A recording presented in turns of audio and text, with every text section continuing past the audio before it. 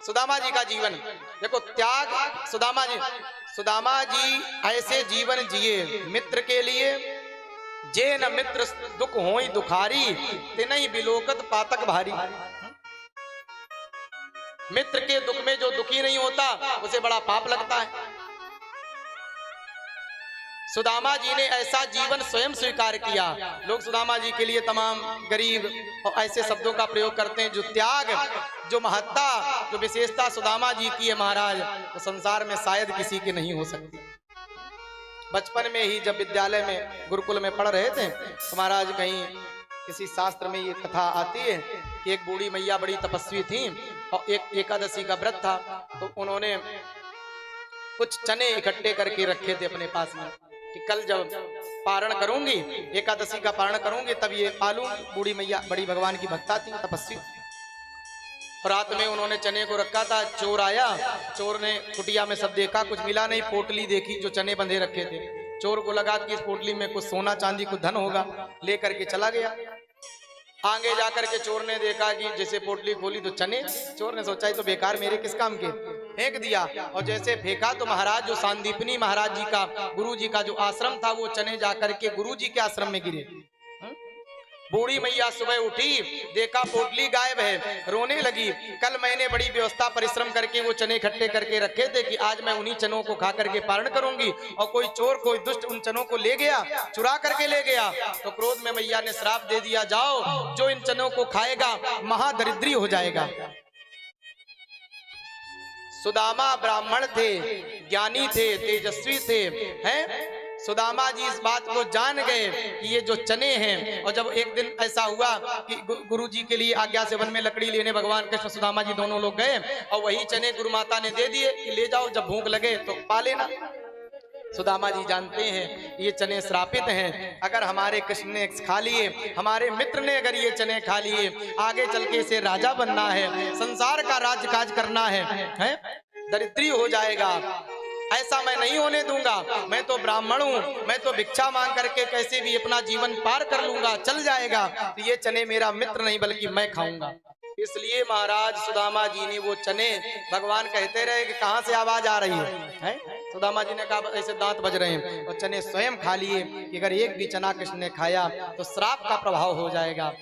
आज भगवान अपने उसी मित्र सुदामा की याद करके रोते हैं कि ऐसा जीवन जी रहा है, इतनी स्थिति परिस्थिति खराब है, और फिर भी एक बार मेरे पास नहीं आ रहा। सुशीला ने कहा कि प्रभु ने उन्हें बुलाया, एक बार आप चले जाओ। सुदामा जी ने कहा कि मैं किस मुख से जाऊं, वो राजा है और हमारी ये स्थिति है। लोग कहेंगे कि अमीर को देख करके, अमीरों के संबंध तो सब बनाते हैं, गरीबों से कोई संबंध नहीं जोड़ता।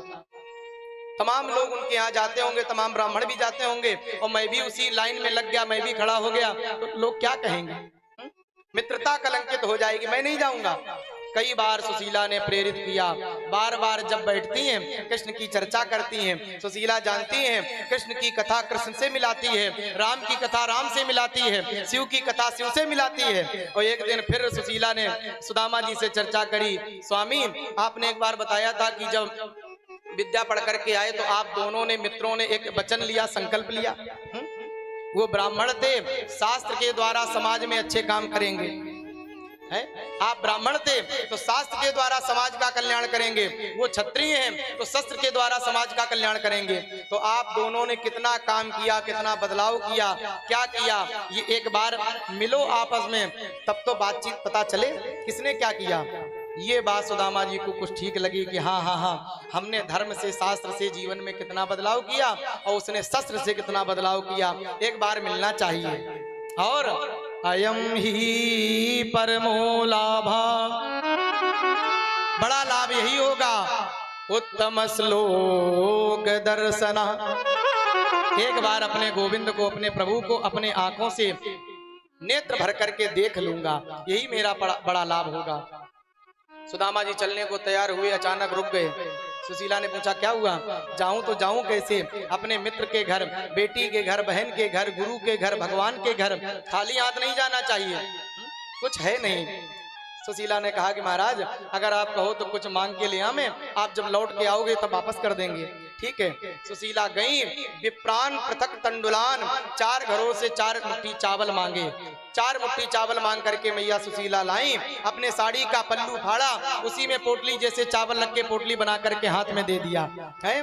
किसी ने कहा कि जब 4 घर से चावल मांगे थे तो थोड़ा रुमाल, थोड़ा सा टुकड़ा कपड़े का भी मांग लेती, अपना साड़ी का आंचल पल्लू क्यों फाड़ दिया?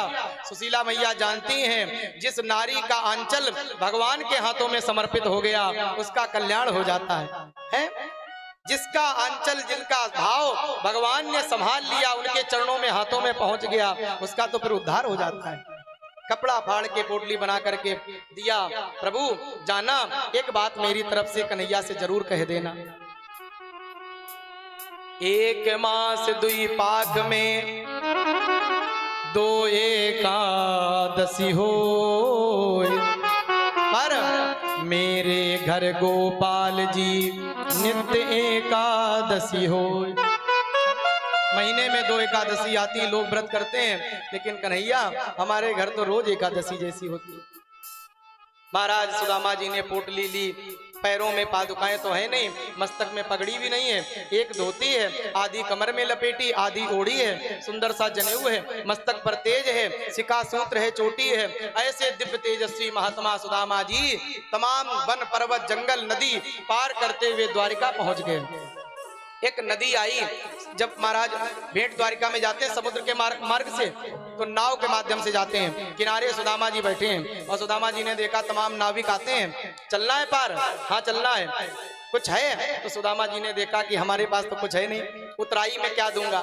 तो सुदामा जी कहते भैया मेरे पास तो कुछ है नहीं। तो सारे नाविक वापिस हो जाते हैं। समय शाम होने वाली है। एक बालक आया और बालक नाव लेकर के आया। बालक ने कहा कि पंडित जी पार चलोगे? आखिरी नाव है, फिर नाव नहीं मिलेगी, रात भर यहीं रहना पड़ेगा। सुदामा जी ने कहा कि भैया बेटा चलेंगे तो, लेकिन हमारे पास तुम्हें देने को कुछ नहीं है। बालक ने कहा कि पंडित जी हमें मालूम है आपके पास बहुत कुछ है, लेकिन आप दिखा नहीं रहे हो। और जैसे ये बात कही सुदामा जी ने पोटली बगल में दबाई। अगर तुम ये पोटली देख रहे हो तो ये भेंट मैं अपने मित्र के लिए लाया हूँ, भगवान कन्हैया के लिए ये नहीं दूंगा। बालक ने कहा कि पंडित जी हमें आपकी ये चावल, ये पोटली नहीं चाहिए, फिर आप ब्राह्मण हैं, आप आशीर्वाद दे दियो, बस हम पार कर देंगे। सुदामा जी बड़े प्रसन्न हो गए, पार किया, आशीर्वाद दिया सुदामा जी ने। जान नहीं पाए जो हमें पार कर गया वो कोई और नहीं बल्कि स्वयं भगवान कन्हैया है। किसी की नैया का माझी बन जाता है, किसी के जीवन का साथी बन जाता है। कब? जो प्रेम करता है उसका हो जाता है। भगवान हर समय उसके साथी बन करके सुदामा जी महाराज गए और द्वार पर जा करके सैनिक से कहा कि भैया हमें भगवान कन्हैया से मिलना है। सैनिकों ने सम्मान किया। भागवत जी में कहीं ऐसा नहीं लिखा कि सैनिक ने धक्का दिया, कुछ किया, ऐसा कुछ भी नहीं है। सैनिकों ने सम्मान किया। सुदामा जी ने जाकर के सैनिक से कहा कि भैया एक बार सूचना दे दो। क्या कह दें? कोई घने श्याम से कहे दो तुम्हारा यार आया है, तुम्हारा यार आया है। कोई घने श्याम से कहे दो तुम्हारा यार आया है, तुम्हारा यार आया है। कोई घने श्याम से कहे दो तुम्हारा यार आया है, तुम्हारा यार आया है।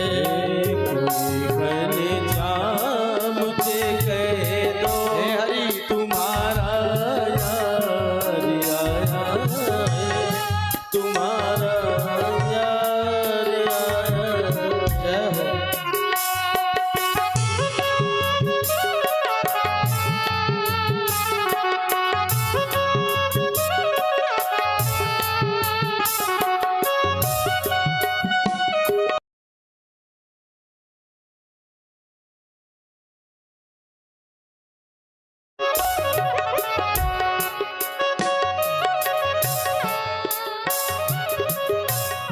सुदामा नाम है मेरा, सखा घने श्याम है मेरा।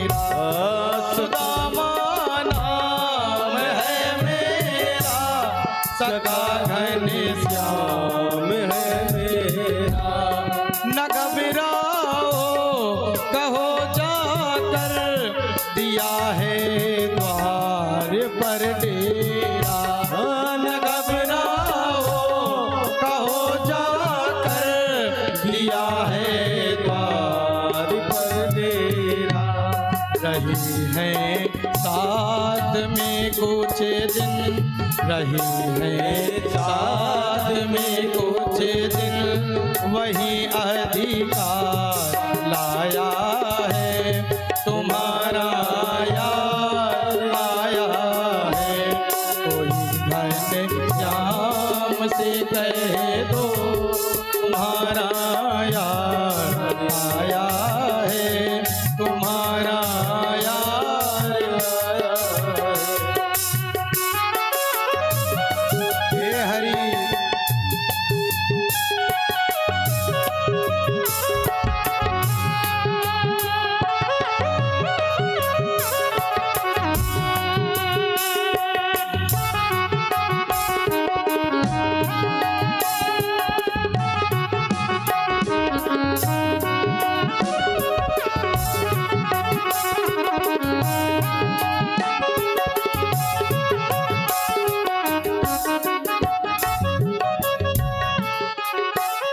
हुई दुर्बल मेरी हालत, पड़े हैं पाँव में छाले। हुई दुर्बल मेरी हालत, पड़े हैं पाँव में छाले। निहारो कौन आया है, अरे ओ द्वारिका वाले। निहारो कौन आया है, अरे हो द्वारिका वाले।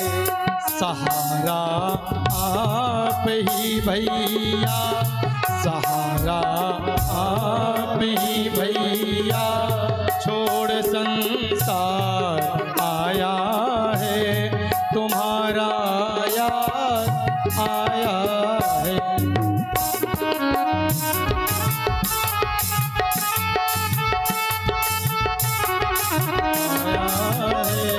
तुम्हारा यार आया है। कोई घनश्याम से कह दो तुम्हारा यार आया है, तुम्हारा यार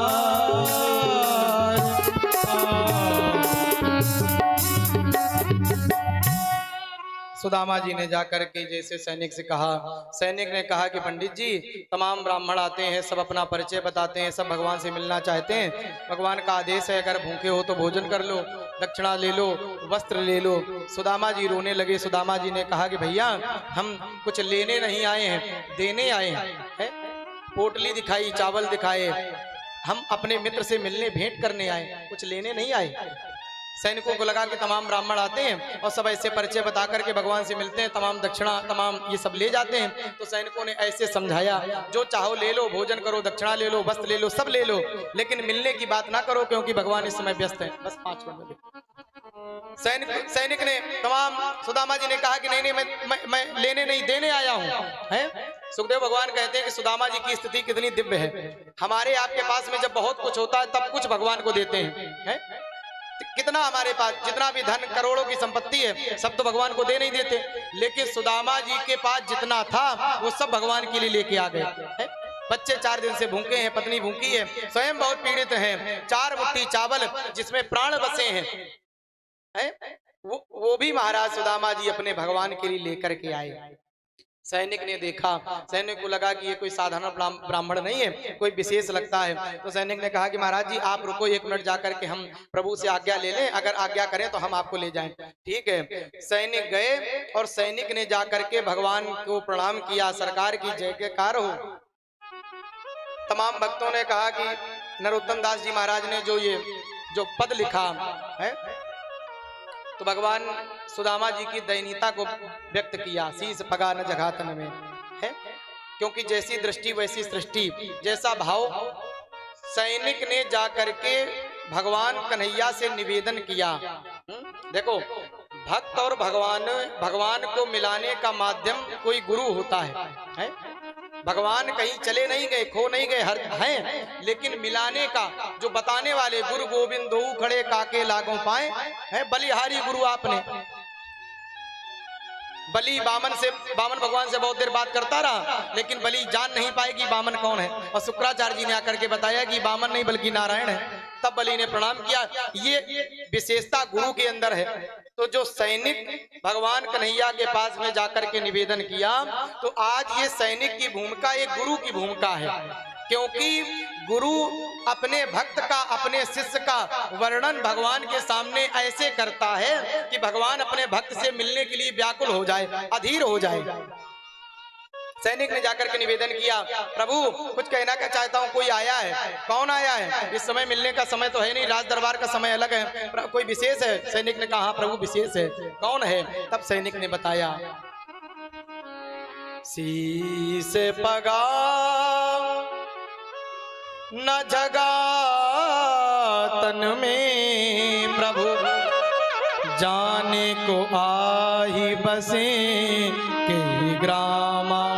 है प्रभु, कोई ऐसा बड़ा निर्धन व्यक्ति है, सर में पगड़ी नहीं है, एक धोती एक आधी कमर में लपेटी आधी ओढ़ी है, बड़ा जर्जर शरीर है, पैरों में पादुकाएं नहीं है, धोती फटी सी लटी दुपटी अरु पाए उपानों को नहीं सामा।